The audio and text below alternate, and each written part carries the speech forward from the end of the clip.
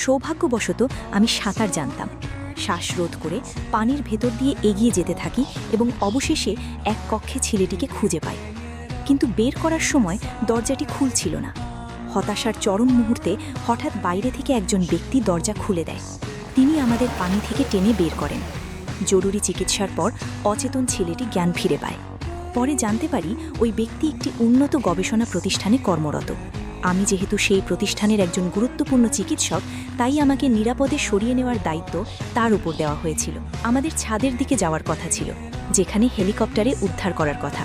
কিন্তু পথে হঠাৎ ছেলেটি জানায় তার তীব্র পেট ব্যথা হচ্ছে এবং বাথরুম প্রয়োজন। উপায় না দেখে আমি তাকে নিয়ে আশপাশে খুঁজতে থাকি। অবশেষে একটি খালি ফ্ল্যাট পাই, কিন্তু ভেতরে ঢুকেই বুঝতে পারি সেখানে গ্যাস লিক হচ্ছে। সঙ্গে সঙ্গে ছেলেটিকে নিয়ে বেরিয়ে আসি।